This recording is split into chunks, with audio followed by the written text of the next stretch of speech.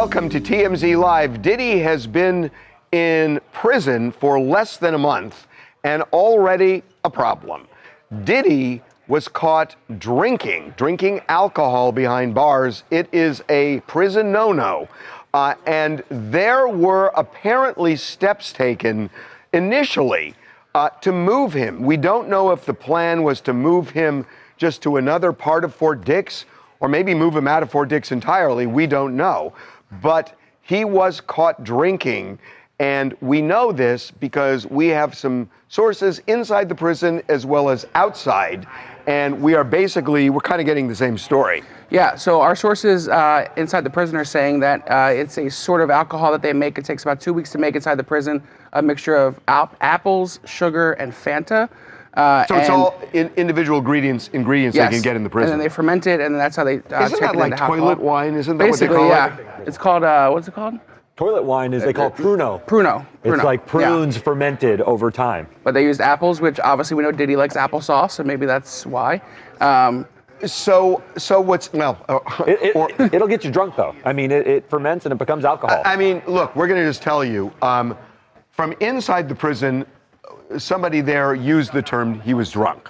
Yeah. We don't know he was drunk. We just know he was drinking. We do know this happened on Monday, which was the day before his birthday, so it could have been a birthday celebration situation. By the way, they don't excuse birthdays.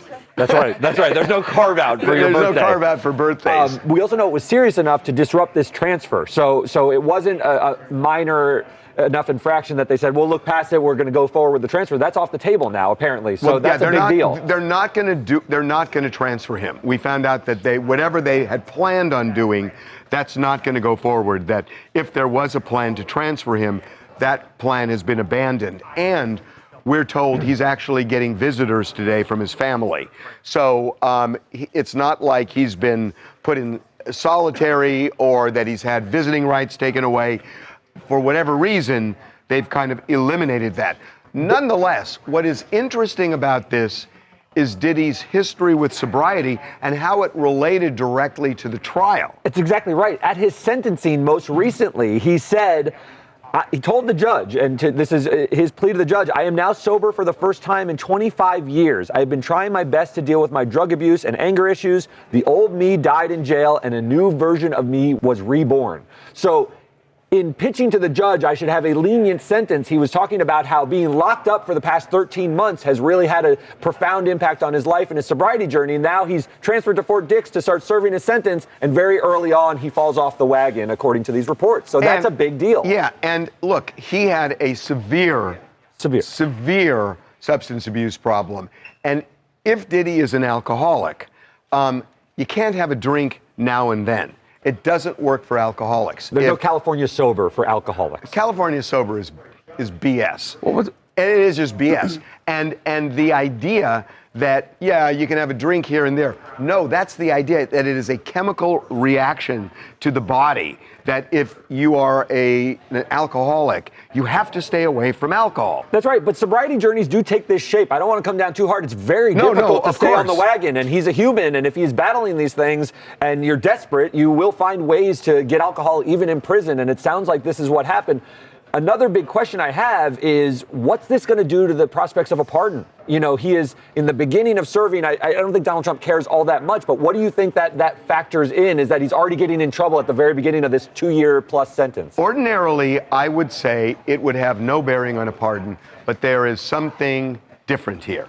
I did a show with Donald Trump in 2016 called Objectified. And we spent a lot of time, this is while he was running, but we spent a lot of time talking about his brother, who died really because he was an alcoholic. And Donald Trump never touches alcohol. I believe never has in his life. And he has very strong feelings about alcohol. That was a big part of the Sebastian Stan movie that just came out. Yeah. But it resonates with him.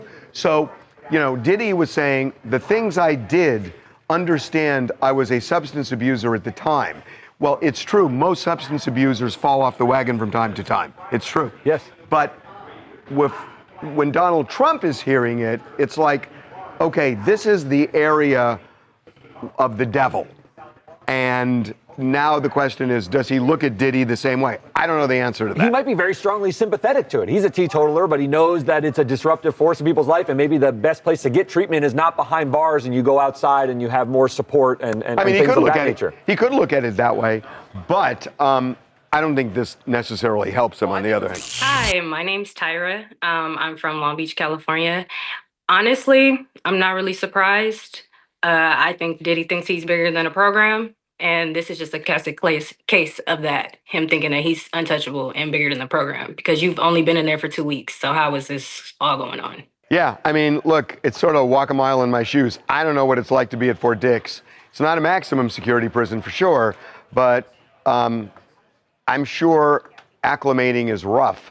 That's not an excuse for him, but I don't think he's the first guy to drink toilet wine. Okay, you want to hear something eye-popping? Blake Lively has now said what she wants from Justin Baldoni to settle the score over allegedly being smeared by him.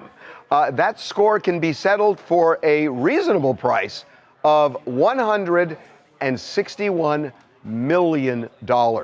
So Blake is saying in new legal docs that Justin's PR war against her, which she says was dirty to the core, has damaged her movie career. She lost over $50 million in movie roles. She also says her beauty line project has tanked because of all the bad publicity, which she attributes to Justin Baldoni's smear campaign.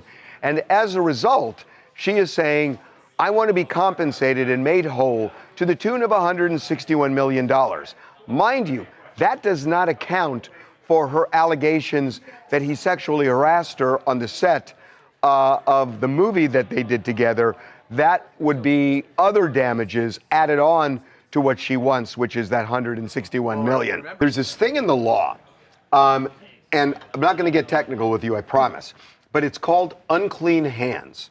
And the idea of this is this, that if you sue somebody for a wrong they committed against you, and you engage in that same wrong against them, a lot of times judges will say, well, you're walking into court with unclean hands, that you say he was slinging mud at you.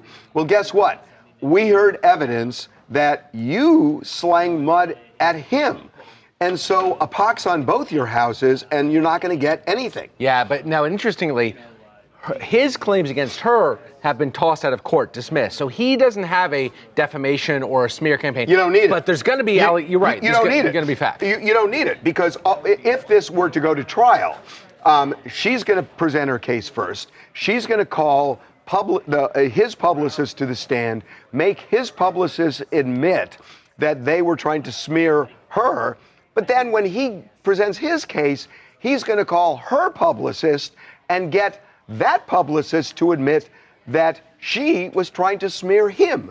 And then they could just say, you know, ugh. Here's what I don't get. When did it become illegal to smear someone unless what you're saying is false? Well, that's what they're saying. But then she's got to sue for defamation, and she hasn't done that. Just alleging somebody smeared you is not something you can collect money for. Okay, and now we're going to let you in on a little secret, and this will be the final thing we say about this. So Blake's side has said they never tried to smear Justin. Justin's side has said we never tried to smear Blake. BS to both of them. And we say that because we're on the receiving end of a lot of this stuff, and we've gotten it from both sides. So the idea that each of them are saying we're clean, they're not. Jordan from Oklahoma. The amount of money that Blake is asking for might seem astronomical, but when you look at her previous and then future business opportunities that she may have missed out on, it makes sense. However, I hope this doesn't paint Blake in an even worse light than she's already been painted in, due to the fact there's so many millions of Americans that have lost their SNAP benefits. There's many people who are not getting a paycheck due to the government shutdown. Do I think that Blake should get her bag if the allegations ring true and she wins? Yes. However, I just don't think this is the best time for her camp to be talking about something like this with what's going on in the United States. I love that you just said that, because it just brings back what we've been talking about for weeks here now. OWTA. Out with their asses. Get rid of everybody in Congress because both sides are at fault. Both sides could end this. They're not ending it. There are air traffic controllers who are Uber drivers now, and there's going to be a mid-air collision. There are people who are going to start starving to death. So OWTA. Coming up. Well, the long hand of the law has not fully come down on Mark Sanchez, but his employer certainly did. Fox Sports has fired him, TMZ Sports has learned, fired him in the wake of that brutal fight. Be right back.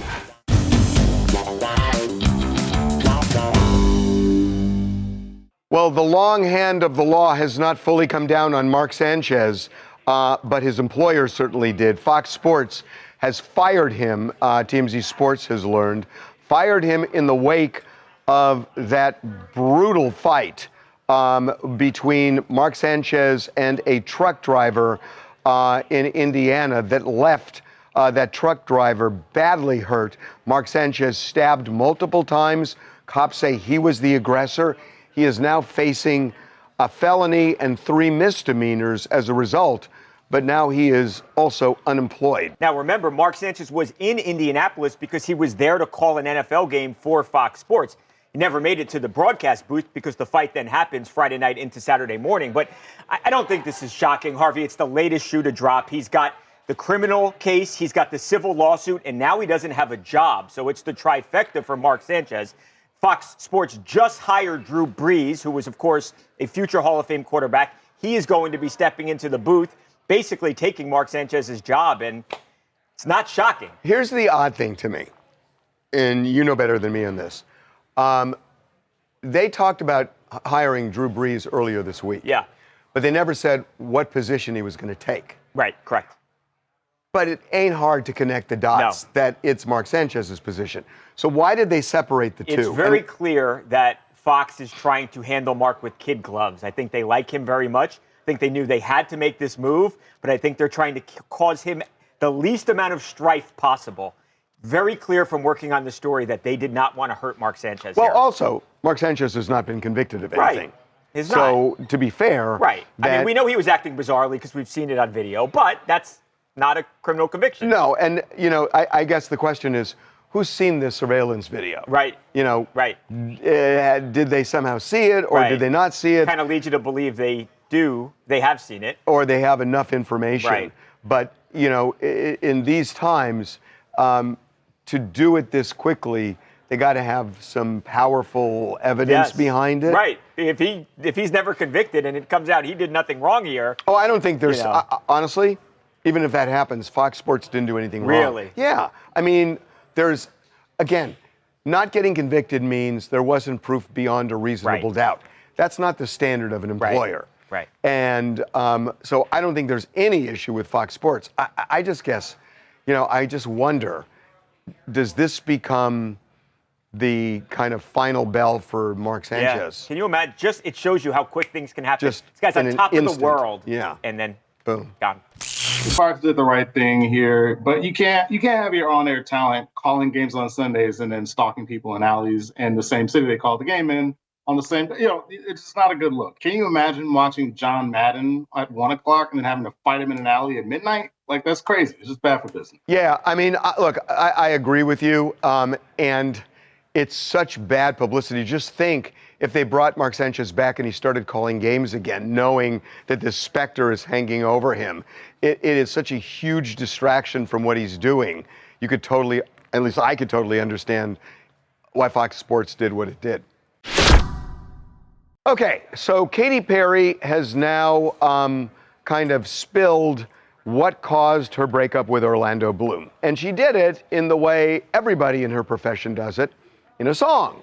So she has just released a song that kind of lays out what is clearly the reason they are no longer together. And it seems like it has to do with Orlando just not being into her anymore. And to God I promise I tried. There's no stone left unturned. Got so used to you letting me down. No use trying to send flowers now. Telling myself you change your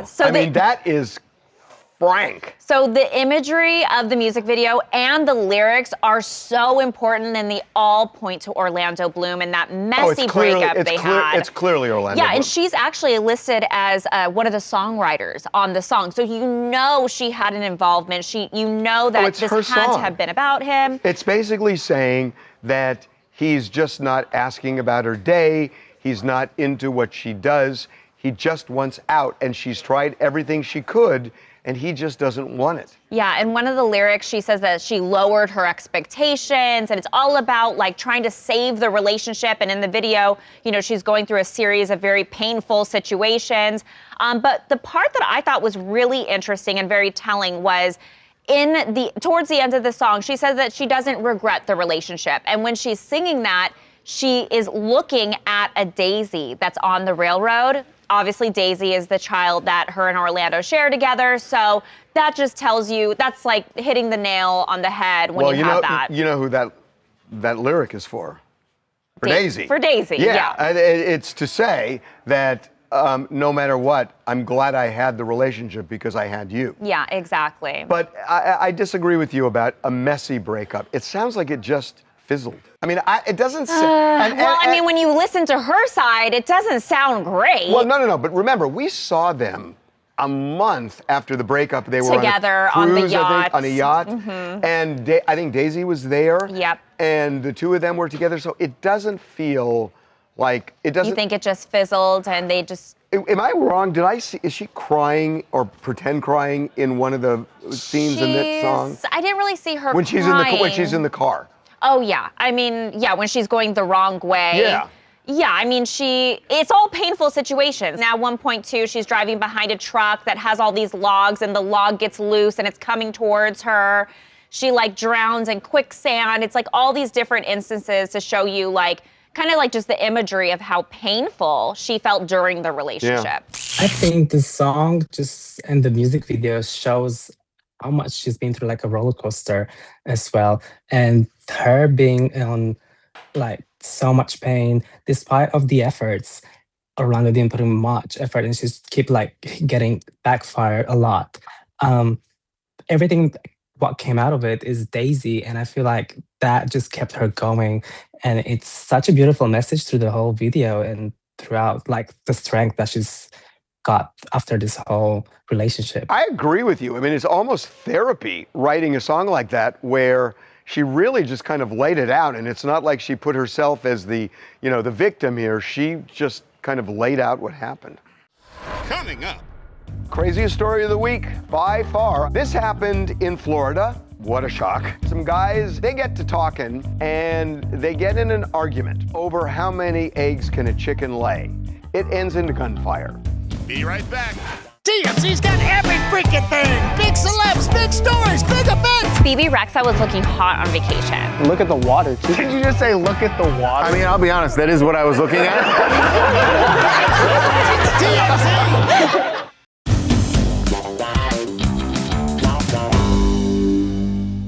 Okay, craziest story of the week by far. I want to say with a bullet, and that's actually true. This happened in Florida. What a shock. St. Lucie, Florida, where there were some guys in a saloon there, Harper's Pub, on Monday night. And they get to talking, and they get in an argument. The argument is over how many eggs can a chicken lay. It ends in gunfire. Seriously, it ends in gunfire. Somebody is now being held without bond. We are going to talk to somebody who could have been on the receiving end of one of those bullets, Tyler McHargue, and he is joining us right now. Tyler, welcome. What's up, y'all? Dude, set the scene. What happened, and how does an argument over chickens erupt into gunfire? So it all started because me and my friend, we met this guy, right? And he goes by Farmer P. This is the guy who shot at us. And, we're all cool. Brandon's birthday, we're all taking shots. They kind of got like obliterated. And I wasn't too drunk, but I was still there for the good time. And I'd say we were at Harper's and it's closing time. He orders a round of shots for everybody. And after that, we all walk out. It's me, him, and my friend. And he kept on coming up to us. He was like, man, I need to make money. I'm a single father. I'm taking care of both my parents right now. He's like, how can I make some money? And we're just like, well, you're farming pea. We're like, what do you farm? He started talking about chickens. So I asked him, I was like, oh, I was like, so, and I was just trying to get like a better understanding on it so I could actually help him. And I was like, how many like eggs on average does one chicken lay a month? I was like, how much do you sell your cartons of eggs for? I was like, how many chickens do you have? And he kind of just looked at me and was like, oh, you're trying to con me right now. And I looked at him a little crazy. I was like, what? And he walked away. And next thing I see, he has a gun in his hand. He cocked it back. And that's where everything just went wild. He fired. Yeah. Well, he didn't fire at first because my friend got in his face and was like, man, you're not going to shoot us. You're not going to shoot us. And he like kind of like ran off into the parking lot. And then when we were walking through the parking lot, started firing at us like across the parking lot. How many shots? I heard first two, and that's when I started running. And then the third one sounded more like it like went right past my head. It was, instead of a boom, it was like, pew! Look, on the surface, it's so bizarre, it's funny, but really, this is so serious because somebody could have died here, right? Yeah, yeah. He was arrested? He was arrested. And what happened to you and your friends? So when the police first pulled up, because he wasn't even in sight when the police first pulled up, and basically the cop, he was asking me what's going on. I was like, someone's shooting at us, and the cop kind of threw me to the floor, and then they, like, 3 cops came up and they handcuffed my friend. My friend just literally was face to face with this gunman, like gun to his head. So adrenaline's just pumping through. He's mad. He's like, he's going off. So I don't think the police officers handled him too well. He ended up getting like resisting arrest with violence and then like assault on a police officer. And didn't your other friend get arrested too? So his girlfriend got arrested because she tried to run up to him and calm him down, and they kind of like slung her to the floor and handcuffed her as well. So 3 people end up getting arrested. One of the guys was shooting at you over how many eggs can a chicken lay? Yeah, because he thought we were trying to con him or like, you know, get over on him on some money, which I don't get how in that moment I could do that. I was just asking questions. So, but why did you, so what were you saying to him, that you could sell eggs? I don't quite understand how this conversation was going. So he told me he sells eggs at a farmer's market, and me and my friend were like, oh, hire us as helpers. Like, and that's when I started asking him questions about the eggs because I want like a better understanding. And then that's when he thought I was trying to con him. So you were going to go to the farmer's market and help him sell the eggs his chickens laid? Yeah. And he thought you were conning him by what? Taking money from selling the eggs and not giving it to him? Yeah, I get, like, I'm not sure. It wasn't even like an argument or anything. It was like we were all hanging out all night. Then he kind of just looks at me. He's like, you're trying to con me. And that's when things got a little weird. He walked away. Next thing I know, he's racking a bullet into a gun. Okay, so I guess as a footnote, my understanding is a chicken generally lays 1 egg a day. Yeah, I didn't know that. That's why I was asking him. He's Farmer P. Yeah. Well, listen, I'm glad you're okay. Oh, man. Yeah, I'm glad too. I'd moderate the sauce a little bit, you know? Might help. For sure, for sure. Thanks for the time. Appreciate it. Hey, no problem. I appreciate y'all having me on. Lordy, man. Coming up. Sometimes a picture is worth 1,000 and maybe 5 words or 6 words. And the words are, don't believe what you see necessarily. This is Millie Bobby Brown and David Harbour. They seem copacetic. Be right back.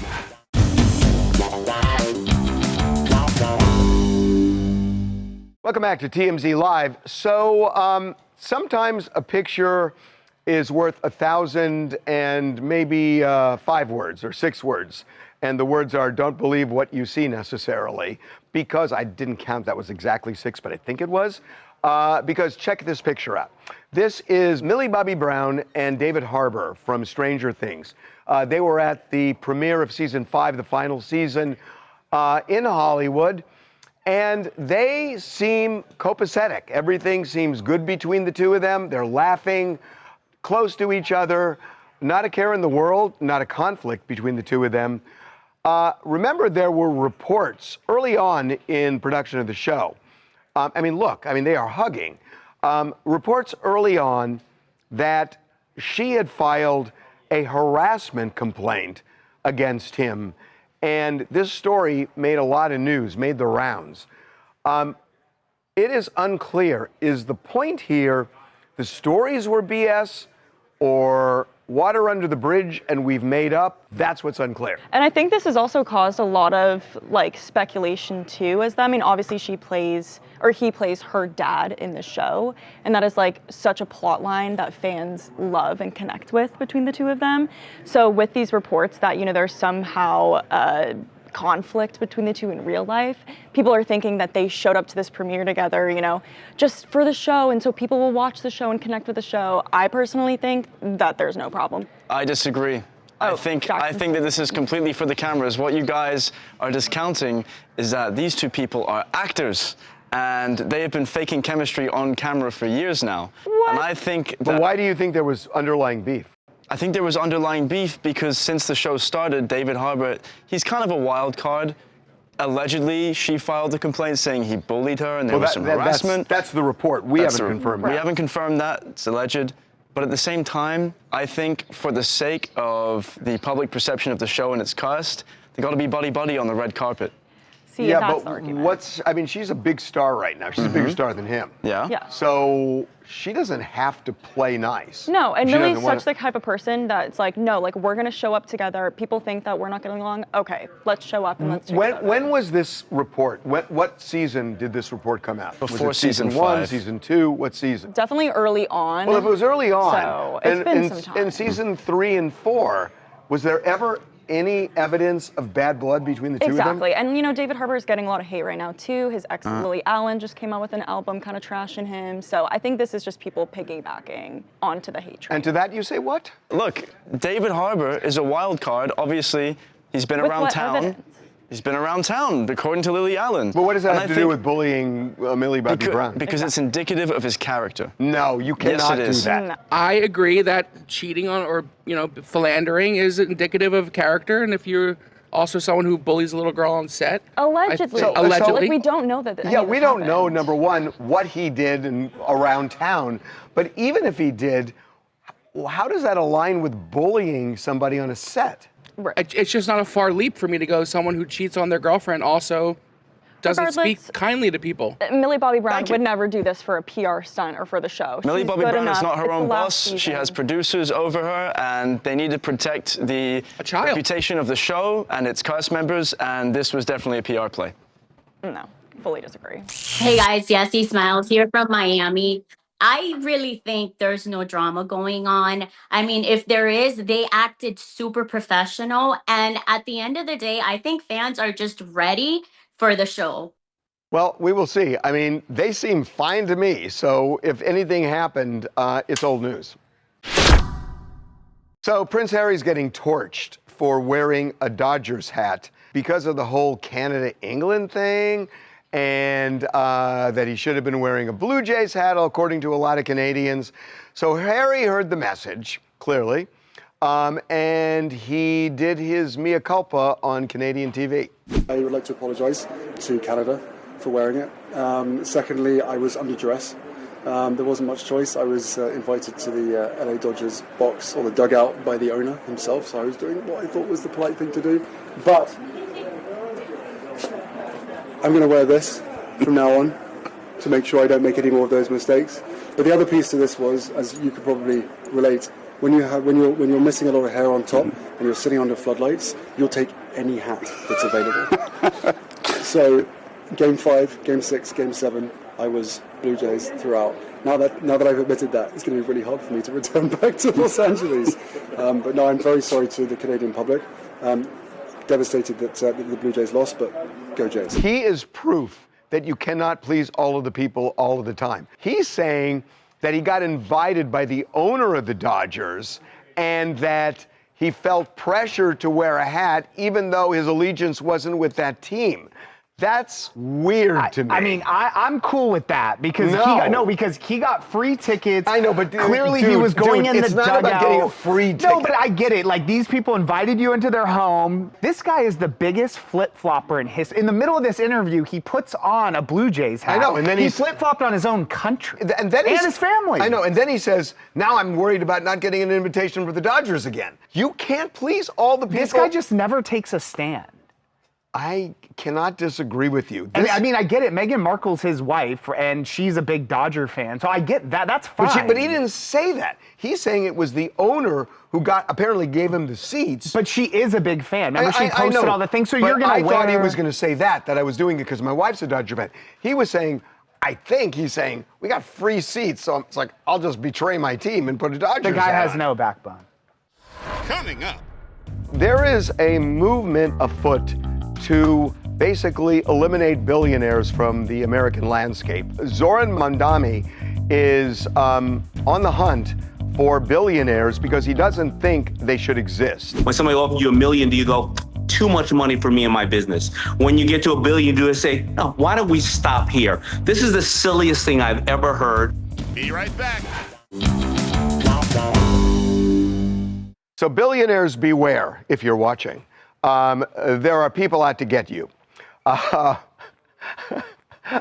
I'm sorry, something just happened on the screen with somebody we're about to introduce that was funny. Zoran Mandami is on the hunt for billionaires because he doesn't think they should exist. Nor does Billie Eilish, who said at a recent speech that she gave at an award ceremony, asking people in the audience, including Mark Zuckerberg, why are there billionaires? So there is a movement afoot to basically eliminate billionaires from the American landscape. So who better to talk to than a billionaire? One Damon John, and he is he's on the run right now. Damon John from Shark Tank, welcome back to TMZ Live. First of all, thank you, and I am a couple of 100 short, so I'll let you load that. This was a bad booking, everybody. You know, this is absolutely silly. First of all, billionaires give away a lot, but you know, I got to think anybody here, if you were making money and you became, I don't know, you made 100,000, do you start when somebody offers you $1 million? Do you go, too much money for me and my business? When you get to $1 billion, do you say, no, why don't we stop here? This is the silliest thing I've ever heard. So for all those that give, and billionaires give a lot, many people give $20 or $100 when they can. With the people that unfortunately do not have a home, do you feel bad? Do they go, how dare you have a home and you give money? This is the silliest thing I've ever heard, Harv. What do you think about it? Well, what I think is that it has gained traction. And that because of the problem with affordability, especially young people, we have a lot of Gen Z people in our office. And we actually sat down and talked to them about this. And almost to a person, they're down with this. They are thrilled with what's going on in New York. And they think that there's got to be a redistribution of wealth. And they think $1 billion is too much money for anybody to have. And the way they look at it is just wealth disparity. So what do you say? Well, then why don't we do this? Why don't you tell all those young men and women, go work for the government? Oh, I'm sorry, there's a government shutdown. They'd be getting zero today if they work for the government. So billionaires, let me give you the stats. Till 2024, the 25 top billionaires in this country in philanthropy, they've given away $241 billion in their lifetime. Warren Buffett gave away $6 billion this year alone. That's more than most countries are spending on their medical. So I'm not understanding where this concept is coming from. So, you know, I hear what you're saying. And the other thing is that there are a lot of billionaires who are actually not passing money down to their families, but they're giving it away to charity when they die. So that's another really big thing, I would think. Well, absolutely. So, you know, Bill Gates has pledged it. That's a pledge. But, you know, they give the money. And by the way, I know a lot of billionaires, and I got to tell you, I've seen them give money to people that are big press matters, people who lost lives or lost their family lives, and said, it's not about me. Use this for your family. They make decisions quickly. They're not giving away government grants that take 2 and 4 and 5 years. And when you got a new politician in office, they take it away. These people are the people that started, by the way, 65%, there's 900 billionaires in the United States. 600 of the 900 billionaires all are self-made men and women like the people here watching this show right now. So why would they just stop their accumulation of wealth because it's wrong, and especially when they're giving it away? So let me try this on you. There are laws in the United States against monopolies, and that when a company becomes so big and basically owns an entire market, there are laws saying we just can't have that because there's no competition, it's bad for America, so we're going to break up those businesses. And that's the concept behind monopolies. Some of the people who are arguing against billionaires are saying that a very few have almost, well, the lion's share of the wealth in this country. And that amounts to a monopoly, a financial monopoly, and that they should be broken up just the way AT&T should. Well, first of all, I totally agree with you upon monopolies, all right? That stops free trade and that hinders a lot of people and that allows people to move the chessboard and move the chess pieces to take it. But if the few in this country have, well, let me ask you something. The government gave away, what was it, $3 trillion during COVID? Right. What happened then to that? I saw a whole lot of people out online in front of Louis Vuitton, but I didn't see anything go anywhere else. I didn't see it increase anything else. If the few that have it give it away often, then what's the problem? Does anybody here, like, even if you started a business, if you started your version of Walmart as a small store and you grow to become a large Walmart, do you say, I'm sorry, I'm going to stop providing the same service that I started off as a small family store, and I'm going to stop growing my business, I'm going to stop making money? I just don't think it's fair. And I think it's the people who don't have money who are doing all that. But just because you say it louder doesn't mean it's right. No, but, you know, majority rules sometimes, right? Not in this case, because a lot of people are doing this. And the billionaires, you know what they're doing? They're trading. They're employing people, they're giving back, they're creating economies, they're helping, they're making decisions, they're funding hospitals and various other things that people need, and they're not falling into the trap of let's all have a debate about it. Because that's exactly where our government workers are right now. They don't have any money, they're not feeding their families because a lot of people want to talk about it. Yeah, I mean, I'm just fascinated by this. There really is this cultural divide. Well, I thought we were talking to a billionaire, but we're talking to somebody who's almost a billionaire. We're not, you know, and all those people keeping it real, guess what? They're going to shut up as soon as they become a billionaire. And, you know, tell Billie Eilish, just give away all her music then. Why even become successful? Just give away the music to everybody. Well, we can do that too. And with that, have a good weekend. I'm out. Thanks, my friend. Coming up. Kanye's wife, Bianca Censori, may need some baby powder after flying 14 hours from Australia to the United States because of what she was wearing on the flight. Be right back.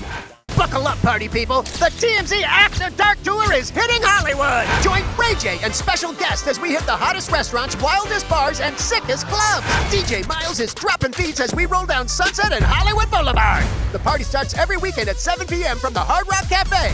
Book now at tmztour.com. It's gonna be epic!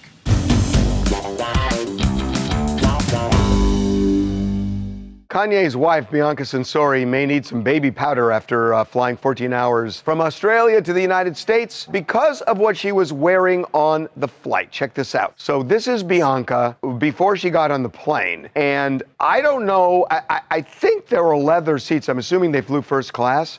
Just think about that butt on those seats for 14 hours. Yeah, and not even just sitting in the seat, but like walking through the airport. Like there's families, there's kids. Like I'm all for women, like wear whatever you want and let it hang out. Like in an airport, it's a little much. You know, there have been, I don't remember if this is international flights, but there have been situations where people domestically have been refused to boarding on an airplane because of what they were wearing. I remember there was like a story, a woman had her like cleavage That's out. right. And they That's were right. like, you got to put on a longer shirt. That's right, and she wouldn't, and they wouldn't let her on the plane. But that's fine.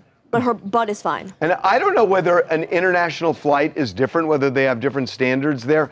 I don't know whether they would allow that on a commercial flight, like, I don't know, flight from LA to San Francisco. Is there like a fine you have to pay? Like, would she just Well, be no, able there's to no pay fine. it It's off? just, I'm sorry, ma'am, you can't go on the airplane this way. Yeah. But she flew. There was no problem. Just, no matter what, it looks so uncomfortable. If I was in TSA, I'd be like, come on through. Come on through. I mean, it's clearly she's not hiding anything, so it's like, you're good. Yeah, but it's what are the other people thinking in the Free on the airplane? plane. I wouldn't be offended. I'm sure you wouldn't. Cover the kids' eyes, but. Okay, what else do you guys want to talk about? Hello, my name is Zachary. I'm in Los Angeles, and I'm going to be talking about Katy Perry. Katy Perry's new single Band-Aids was a perfect way to come back to pop music after her breakup with Orlando Bloom, and I couldn't be more excited that she's going back into these emotional pop bangers that I love for the past 15 years. And actually, it's actually how I found Katy Perry, so I'm so excited that she's going back to the sound, and I could be more excited to witness a new era of Katy Perry, and I'm so happy that she's making iconic music still in 2025, and I can't wait to see what she's got next. Yeah, most people in the office liked it. So there you go. One more. Kyle Sandler with Federal Prison Tips in Fort Lauderdale, Florida. I wanted to talk to you about Diddy and the trouble that he just recently got in with alcohol. I totally understand it because I myself spent 18 months in pretrial in a county jail when you're locked down. So when you get out and you get to prison, you have a little bit more freedom and you want to start doing things. The problem with Diddy, though, is that he decided to take the RDAP program thinking that it would help him get out earlier.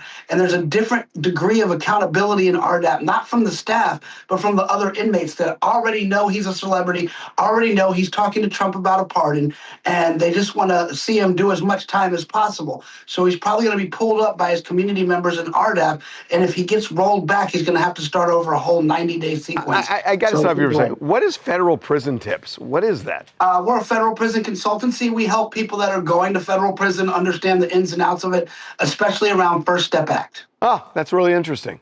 Huh. Coming up. So I'm going to show you a couple of pictures of Kim Kardashian. The caption should read, what? Me worry? This is hours before she's going to get the results of the California State Bar exam. Be right back. So I'm going to show you a couple of pictures of Kim Kardashian. The caption should read, what? Me worry? This is Kim, which she posted. This is hours before she's going to get the results of the California State Bar exam. She will get the results at 6 o'clock Pacific time, Friday night, tonight. So when you're watching this, understand at 6 tonight, 9 Eastern, Kim will find out if she is a lawyer or not. And to me, well, that's, by the way, that's back when she was studying. But go back to the real pictures. So those are the pictures of today. And now the question, is Kim Kardashian an Esquire or not? If she doesn't tell us, we're going to find out Monday morning, 9 o'clock Pacific time. So join our live stream and we will tell you, or look at our website. Second we find out, you'll find out. Have a good weekend.